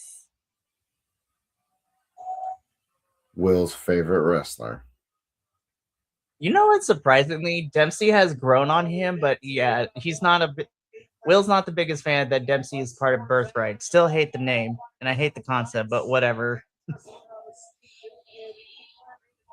It's like, we couldn't just let him be a singles wrestler. We had to keep him in a faction. Okay. Well, that's what you do, and you don't know what to do with people. Ugh. At least Miles Bourne freaking has a championship. I hope the next one up is Tavion, because I love me some Tavion.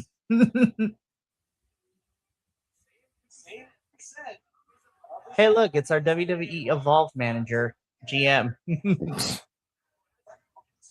I'm not going to lie. His sense of humor can be hit or miss, but I do enjoy I do enjoy watching him play GM and Evolve. I'm not even gonna lie. He's just enough crazy that I love it.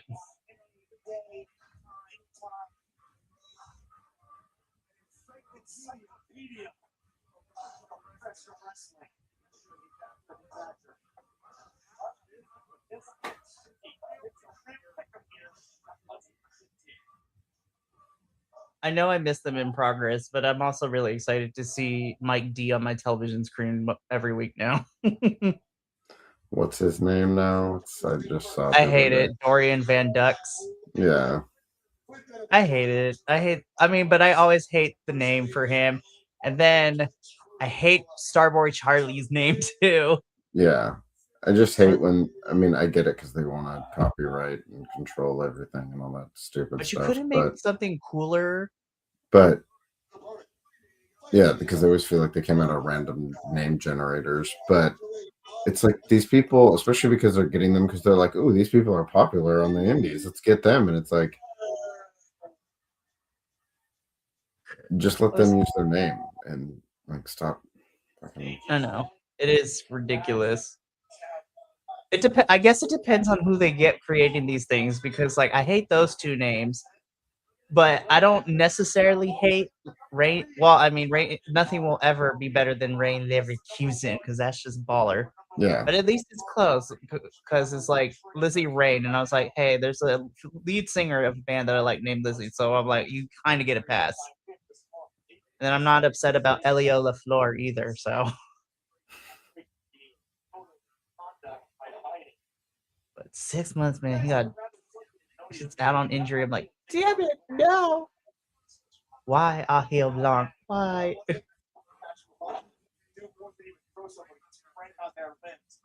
Grab the hold of Charlie Dempsey like real quick. Dempsey very happy to fly. While they're not exactly the same size and look, this is almost like a mirror match. It really is. And again, another case of guys that aren't giving up the advantage, the strength department, physicality, this wrenching back into that lock, got the leg tied up. Take it back to the price early. Yeah, beautifully has that fight pressure and probably a blood show that can some tell our vantage point, but also had that leg trade back. But typically Thatcher, like I mentioned at the onset, virtual encyclopedia of professional wrestling, able to pull out a reversal there that I don't know if I've seen before. Now he's dug into the back of Dempsey. This is Dempsey trying to protect. He was trying to protect the back of his neck and chin. Oh, hey, you can actually put this move on and not worry about getting pinned. Right. Here, they get out of it nicely. Both are so highly decorated. You know, got at the time NXT Heritage Cup winner in Dempsey. Both titles on the back makes sense. Timothy Thatcher, indeed a former involved. Thatcher working to that short Russian tie there for a second. Thatcher never held the Evolve Championship, I don't think. Commentary team, get your facts straight. Anything you can like it better, and if you're going to dish it out, you can expect it to come back the way it fell. Look at this.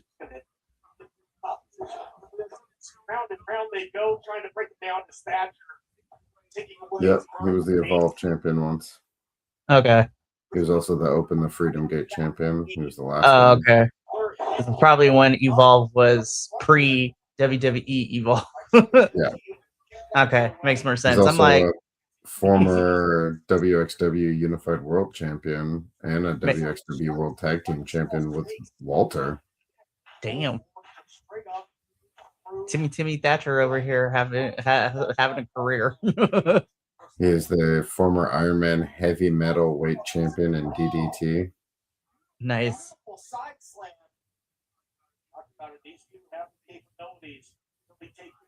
He's just out here on a world tour, and I'm here for it. Yeah.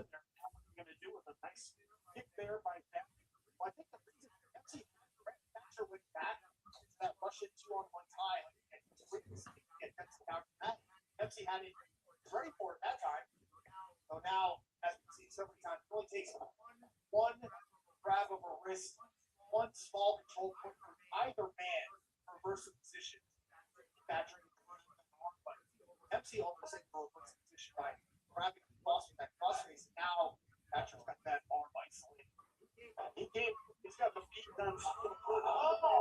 Oh, that looks way more brutal. Nothing funny about getting hit in the funny bone when you're in there with Timothy Thatcher. Put that arm on the dissecting pan and pick you up. And right back to the game of operation. Went right back to the next move. Head surgeon Timothy Thatcher. Decision. And now look at this. Looking for the arm bar here, cross arm breaker is Dempsey, but contact back class is that the moment. And both men, I think, are still relatively fresh. Obviously, they're both in great condition. So I don't think they're going to be able to extend the arm. Defensive strength. That's really something else. Oh, single leg crab. He's really cinched it back. You can see his hindquarters right on the lower lumbar region of Dempsey. Was able to get his way out there by crab ankle. Now looks like he's going to try to work his own. I thought he was going to go to the half crab as well. He's likely to get that. That's a really rough external torque on the knee of Timothy Thatcher. That can tear his ACL, MCL, meniscus. They're all going to be on. Right, look at this. Trying to pull himself. See if he can get the outside area of right back onto the island and surrounded by sharks. Down all that body weight down. Ligaments and tendons are screaming. Watch the little thing that Charlie Dempsey's doing. Look at what he's doing with that left hand, holding onto the toes of Timothy Thatcher, stopping him from moving, not letting him get any Oh, this is a variation. Ooh. That's cool. Not giving Timothy Thatcher a chance to get escape. No, stuck. Thatcher able to grab onto that wrist, create some space. Ooh. Straight up transition to strikes. And now, man, this thing has a cover gate beetle. It get real explosive really quick. Take a leg kick that by Dempsey. And now some more shots. Man, look out here. We're talking about Government City. Ooh. So far, Charlie Dempsey's really controlled the takedown game. Oh. He's able to kind of overpower Timothy Thatcher in some situations. Yeah, how much did Dempsey? I was going for an Americana. Mm-hmm. Opposition, despite the incredible. Oh. Oh. Ooh.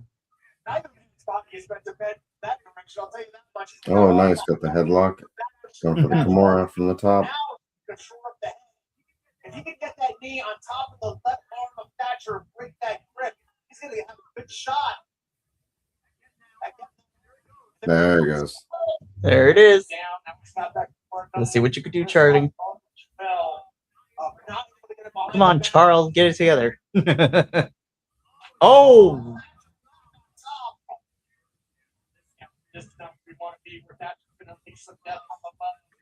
Look at this. Some incredible form. James jumps from his back by Dempsey right back into that single leg grab. Get from above, get from below. I don't want to be in there with either one of these guys if they're throwing blows like that. All right. The time that has wrenched into single leg. I'm going to have to head out. Yeah. It was nice having you, Andrew, and I will see you tomorrow morning for Effie's. Woo! All right. All right. Oh, see you later. Well. Later.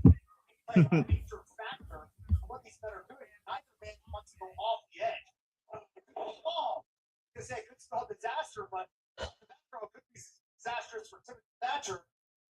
Charlie Dempsey working on his far side wrist lock, some would call it. Yeah, and he will get you by submission, and he uses the approach to set up the submissions as he did with Tracy Williams. Oh man, look at that late place takedown, action, and Dempsey is breathing fire. The arch that Charlie Dempsey was able to get on that Dragon Screw leg whip, there's no equal to that Dragon Screw leg whip that I've seen in professional wrestling from Charlie Dempsey. And now he's got this toe hold locked on. He transitions out. Talk about quarter. Both these guys are given no quarter. What it takes to try and support every single inch is being fought. This is like trench warfare. It is indeed. It's a war of attrition. The battle over just a small slit between Thatcher and Dempsey. Digs down deep, pops the hips, takes him up an overall variation of the Saito suplex there.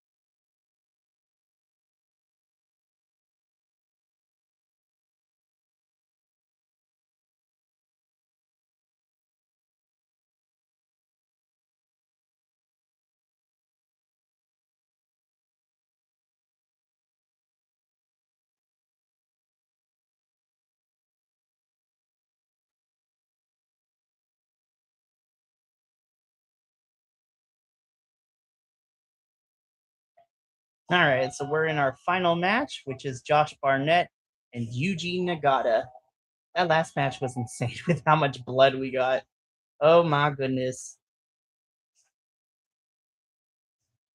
It is main here at Bloodsport XV after a wild, chaotic scene. 99 Heart.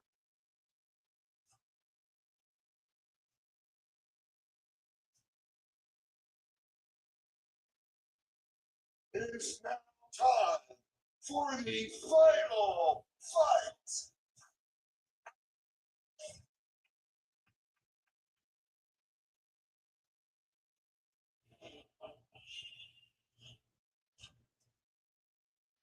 Let's see how this goes.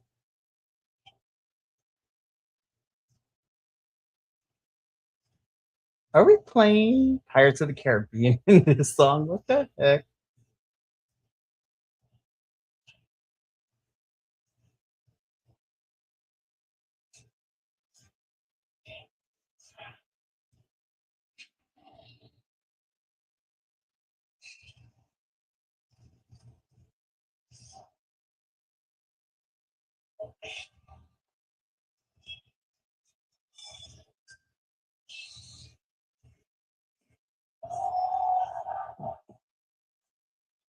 Ah, there it is. Yuji Nagata, man. Crazy.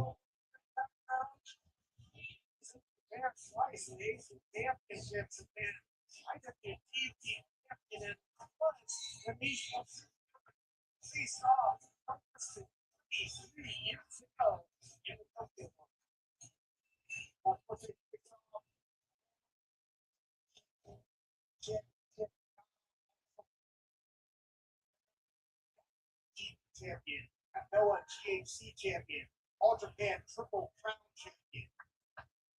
I forget what Josh Barnett comes out to. Let's see how that goes. The War Master here tonight.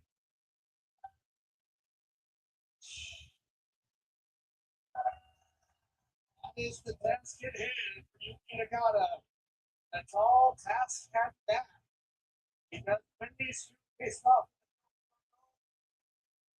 what's the War Master that Nagata was facing? He was facing Barnett in the babyface assassin days a long time ago. What a clash it was. Barnett came out in that matchup. That IWGP title like it got shot out of his hand and landed a head kick in the opening seconds.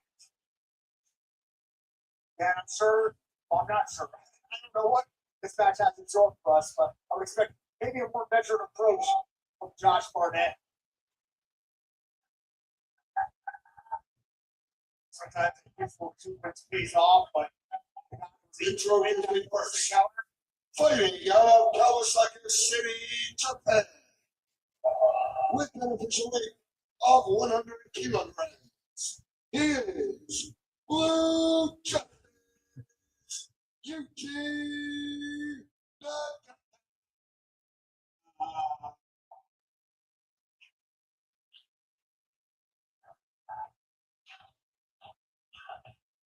His opponent, fighting out of Seattle, Washington.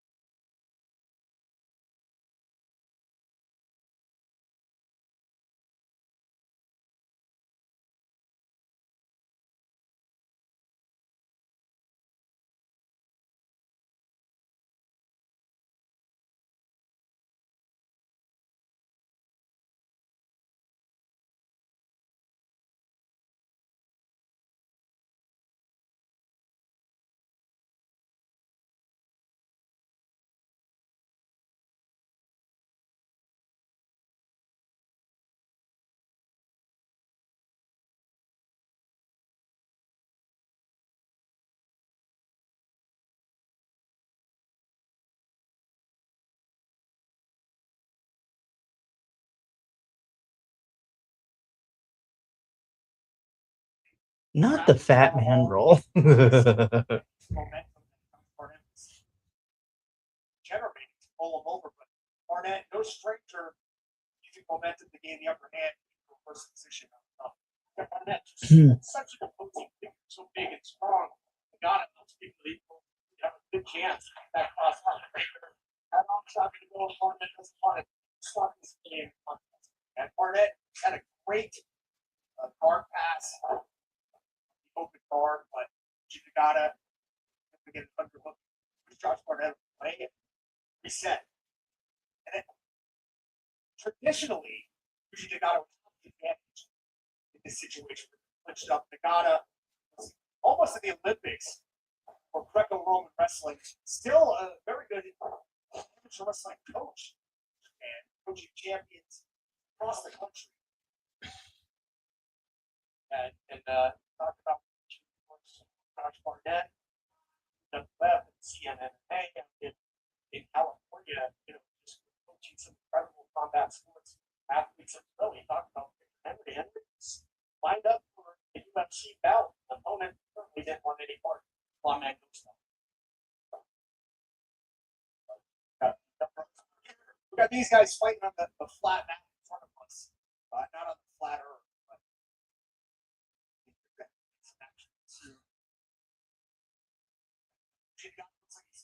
The cross arm breaker, I thought maybe going for short arm scissors, but Josh Barnett able to get out and take the back. Now he's in that cross body right. Going for the cross face. Got it able to sit out. You're seeing a little bit of blood coming out of the mouth of the teeth of Nagata just from one cross face or two from the war mats. Arm going right across the eye socket there. That can't feel good. The war master little things punishing along the way. Barnett so fast. Nice leverage there to get the big man down by Yuki. Right? A great trip stepping behind the left leg of Josh Barnett. His leg is a fulcrum to take him over with the upper body tie. Sometimes it's the small grips that a real high level Greco-Roman wrestler can get that changes things. I think that's what we saw there with Josh Barnett. Wasn't the most explosive. Jeez, Josh. You get red so easily, my friend. As they say, if first you don't succeed, try again. Barnett was having no part of that cross breaker earlier. Nagata's getting closer on the last chance and sinking it in. Getting closer right now. It's just this top side short arm scissors. You've seen Nagata submit. Many people, he didn't submit Josh Barnett, but we've seen him use that seated arm bar sitting down on top of the shoulder multiple times to get big wins, title fights, and other fights across the world. Short kick there right to the eye of Josh Barnett. He's going to give Yuji Nagata just a bit of reprieve.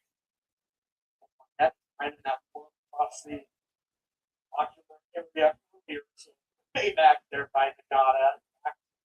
Square one here, attacking the limbs and going upstairs, and that again is how their battle started 50 years ago. War Master dropped Nagata. Nagata would end up winning the match. The spinning heel kick and get the pin. Big piece.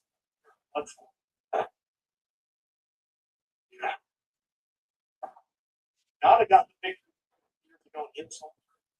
No outcomes in Barnett's arena of Bloodsport.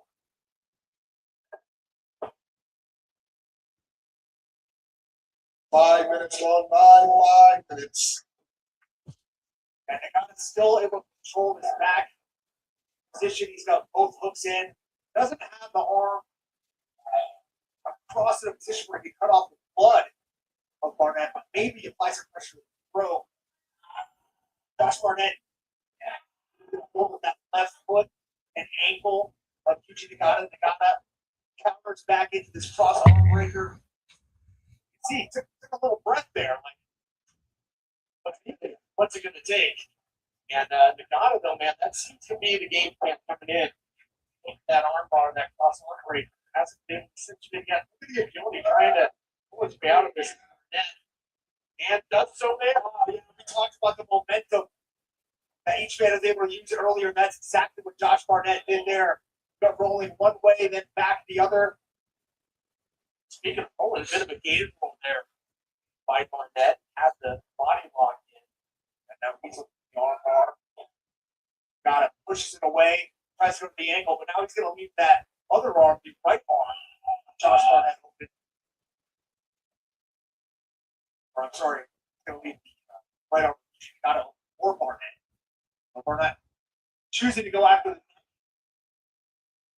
Now he's looking to break the grip on that right arm. See the on the face of the little things when you're in there with somebody the size and strength of Barnett. Barnett trying to sink in that sweeper. I got it tuck in the chin there. Yeah, saw it. He talks about it in the last match. Or, sorry, a couple matches ago with Thatcher and Jetsy. If you get a hold of just one limb, one digit, it's enough to change the course of action during the match. Small, very small battles.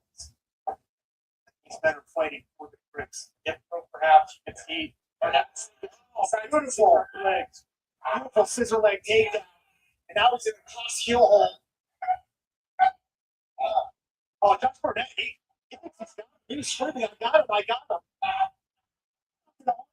Master, if he thinks he's got something, I take him agree with him. He wrench him back. You can hear Nagata screaming in danger. Justin. Jeez Louise, Josh. He's got the shin bone twisting the Achilles of the right strapped under his arms, and that can tear it straight off the bone.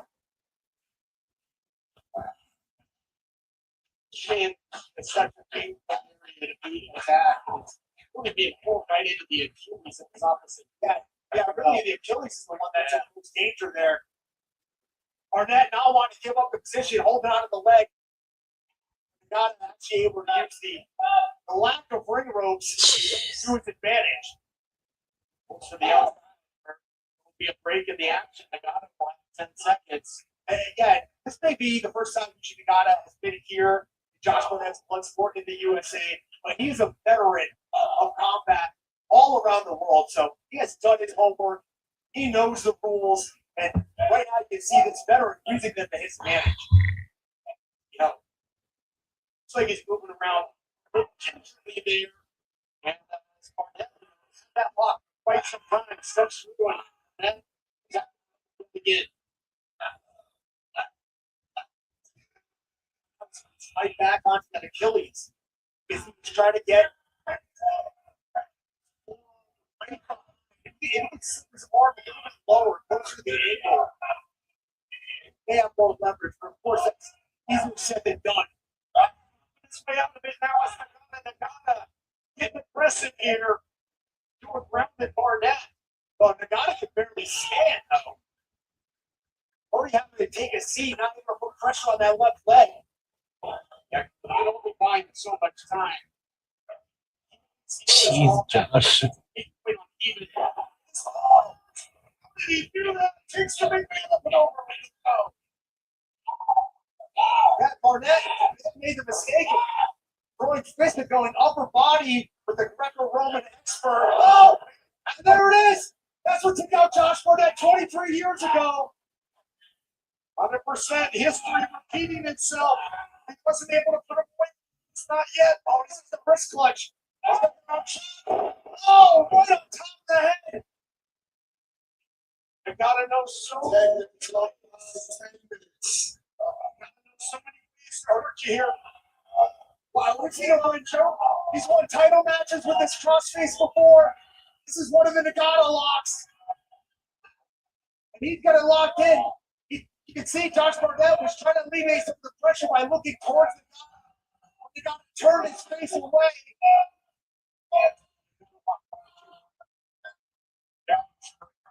He's got so many ways to hurt you.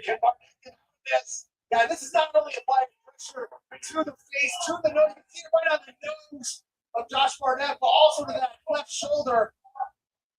Barnett is changing colors in there. Gets through, gets out of harm's way momentarily, but danger and damage done. Danger and damage done to both men. Nagata fighting on despite barely being able to stand a second ago. Yeah, look out here. Oh, short what? I thought it was going to be a trap suplex. I got it. Ooh. Sneaking into Gurney. Caught by Barnett. Barnett able to catch her right back out of that left leg. I'm sorry, he's got the right leg now. Lock up the STF for a rear waist lock instead. Barnett uses that giant mania as a leverage point here, kicking it in the lower back. Does. We've seen this before. You do not want to be on the other end of this Josh Barnett German suplex. Here, he got it to the seated armbar.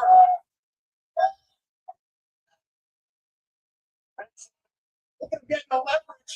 And his eyes are going to go white here. Nagata applying pressure like a great white shark going in for the kill here. Get the War Master fight on. Got it going to a scary place here. Try and get another win. This time, he's got the arm fully extended. He's sitting down right on top of it. You can see Barnett's white knuckles trying to hold on. All that body weight down. I don't know that arm is hanging there like a piece of meat, Tom. I think that arm is pretty much useless, perhaps. Oh, there by Barnett. Wasn't a mistake by the guy to go back to the kicks on the arm, though. We've seen him have a compromised leg earlier on, belonging to match with Josh Barnett, and Barnett able to catch that kick and stirred the tide to the contest at least for a short second. Now the ball checked in and on Nagata after that big lariat. Jeez Louise, these two are going at it. We got a real striking work coming here. Oh, big by Barnett. That front suplex. We saw the guy's eyes. Oh my gosh. Oh, Nagata. Nagata fights on. Fighting spirit is alive and well here in our main event.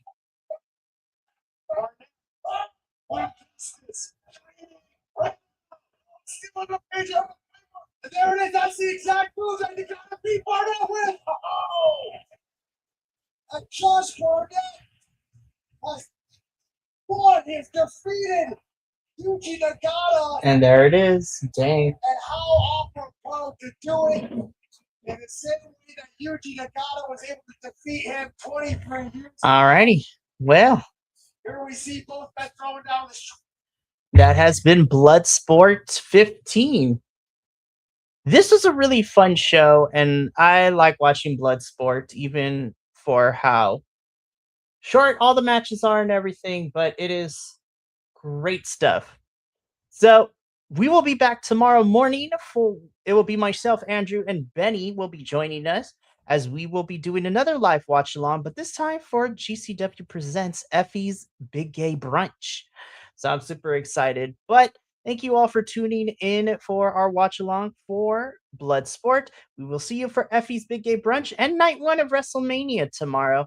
But until then, from all of us here at BC WrestlePod to you at home, remember, take care of yourself, love one another, stay iconic, and more importantly than anything, you always deserve to finish your story.